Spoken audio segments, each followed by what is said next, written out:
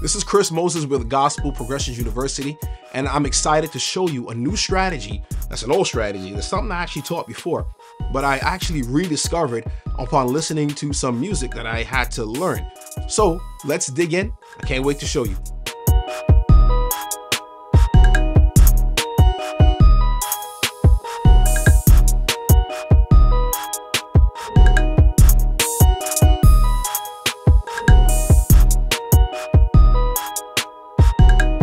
If you haven't yet, go check out my website at gospelprogressionsuniversity.com and download my free guide. It's called What Do Pro Musicians Know That You Don't? I guarantee you will not be disappointed. It will help you and bless you in your gospel music playing. One of the things that I had to learn when I first started playing music was modes. And I discussed that in another video, but I didn't realize how much it would make an impact upon my playing and an impact upon how I learn to play music, not just tactically with hands, but how to hear it audibly. Now let's look at what modes are briefly. I'm going to cover them. It's very simple. I'm going to work with the key of G because I want to give you a nice example to show how you could actually learn something like this, or how you could apply what you're going to learn. So in the key of G, we have G, A, B, C, D, E, F sharp, right? Those are the 7 tones of the major scale. If I said to a trained musician and went to school and they learn all this stuff, and I said, well, I'm going to be in the key of G. Well, G what? G minor, G major, or G major. Okay, cool. Or if I said to them, Ionian, they'll be like, well, oh, I know what you mean. Just say G major. Well, G major Ionian, but there's a lot of other G majors. You may have G major Hungarian scale, but if I say G major Ionian, or G Ionian, automatically they know I'm talking about those 7 notes. When we start from our left and then go to the right, all the way up to F sharp, we're really talking about, we're referencing in the Ionian, the major scale, the G is going to be the tonic or the root. And that is what's called the tonal center. That's what our ear is most likely going to revolve around or want to resolve to. All right, so we have G, but there are 6 other modes that we need to talk about. And all we're doing is inverting the mode, or inverting the scale, I should say. So the same difference because you're inverting the first mode. So the first mode is going to be G Ionian, right? And then when we go to the second one, that has a name as well. It's known as the Dorian mode. This is the second mode of the major scale. So we refer to this as the Dorian. In this case, it's starting from A, so we call it A Dorian. So it's A, B, C, D, E, F sharp, and G, 7-tone scale. The following mode, the third one, is known as the Phrygian mode. This one we're going to refer to as the B Phrygian because we're starting at B. So we go to B, C, D, E, F sharp, G, and A. The fourth mode is known as the Lydian mode. We're looking at C Lydian now because we are starting at C. So C, D, E, F sharp, G, A, and B. The following one is D Mixolydian, right? So we start from D and go all the way up to C. And then we have the E Aeolian. E, F sharp, G, A, B, C, and D. And finally, we have the F sharp Locrian, which would be F sharp, G, A, B, C, D, and E. Now, with each one of these modes, they have their characteristic sound.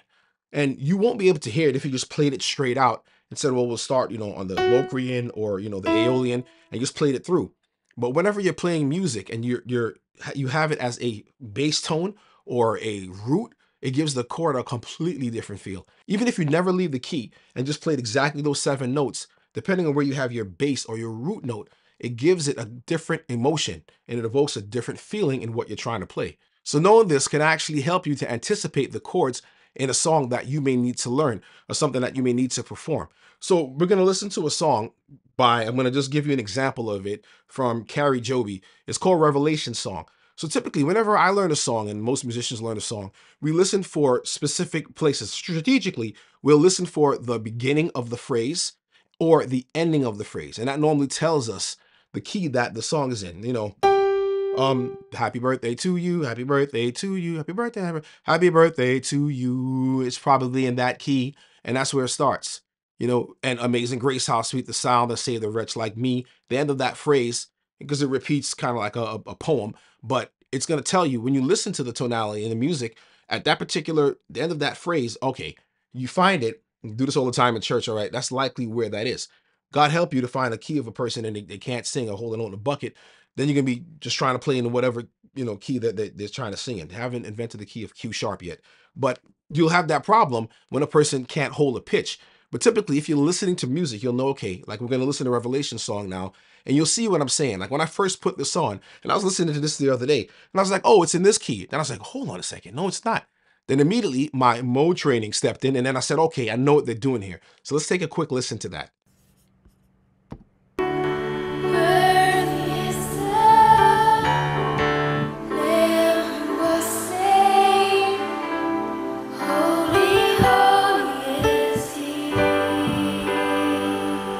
Typically, when you hear something like that, holy, holy is he, right? Right? We know that that's the end of the phrase. And with, all right, okay, I got it. That's the song is in this key. It's likely in the key of D major, right? So we're gonna hear that and say, well, it's in D major. And so we begin to anticipate the chords that are typically in D major. It's gonna be, D major or an E minor, or we're gonna have an F sharp minor, a G chord, a major chord, a B minor chord, right? Or a C sharp diminished chord. It's going to be any one of those if we just stuck diatonically, meaning we use all the notes that are a part of that. So we said, okay, all right, well, it's in D. So we can anticipate it because we have the whole modus operandi of the actual key. We have the whole script. We know what's coming, or so we think, right?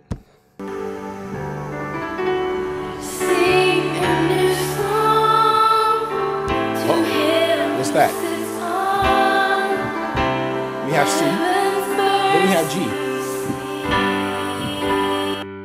G. Okay, so something weird is going on here. Something strange is going on. When we're listening, we start off on D, right? And if you know the key of D major, you have D, E, F sharp, G, A, B, C sharp, right? So you scratch your head like, what the heck is going on? Why is it doing that? Now I know the chords to the song. Now let's just say I just knew the melody. So when you go in to sit down and listen to something, this is what modes will do. Immediately after listening to the song, I said, okay, this must be, they're playing it sort of modally, or if I have to think of it that way in order to anticipate the song. And when I mean modally, I mean they're not playing the usual, okay, it's in the key of D, so we're gonna go to, like a 1 chord or a 6 chord, 5 chord, a 4 chord, and back down to D. All right, it's something more than that. Because when we listen to it, we see that the very first chord is D, right? Worthy is the whatever it is. And then we go to A minor. And now, where's this coming from? Well, we have to ask ourselves. We know that we have D major. And it has this chord here is going to have to overlap with something else in order for it to be a part of some kind of mode. Because they're connected. Normally, you're going to have a 1 and a 4 and a 1 and a 5. 1 and 5 chords that are connected by like one note. Or different by one note, meaning in the key of G major, right? Right, we have 1 sharp, right? But if you go to the key of C major, the only difference is that one note that's there. Okay, but you will have C major, all right? But you know that it's in the key of G because of the F sharp. There is no F sharp in C major, so you have that one note difference. So that's the 4 chord, right? If we were to play the whole C Ionian, right? We go over to D, okay? And that is the 1, 2, 3, 4. That's the 5th, all right? The 5th note in G, okay? And we played D major. We see that we have 1, 2, okay? This is all fine because F sharp is in G as well. But then we got here, like, this is not the same. But normally, like I said, you'll find the 4 chord and the 1 chord that have 1 note difference in between them. The beautiful thing is then great. That means you can kind of share things. And that's where modes matter because you get to overlap chords and do all kind of interesting harmonies and different interesting colors. Now, let's go back to the key of G major, right? Now, let's say, for example, all right, we'll ignore the song just for a second and we'll get back to that, right? Now, we're in G major and I play the C and play the D. Well, what's my key center?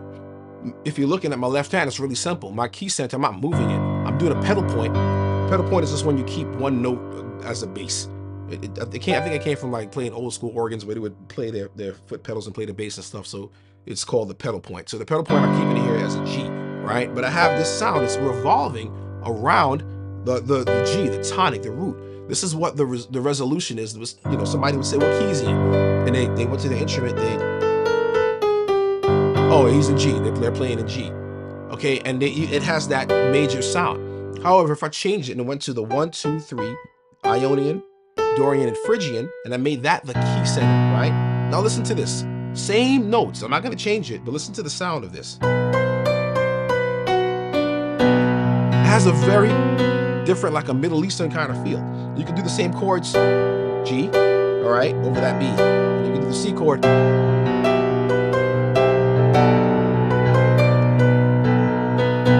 So when I say come back to it, when I say it's going to resolve there, you're going to make that the home note. That is going to be in the B. It doesn't have to stay on the B all the time. Obviously, it didn't do that with the song that we're listening to, the Revelation song, because they start out here in D, right? And then they go over to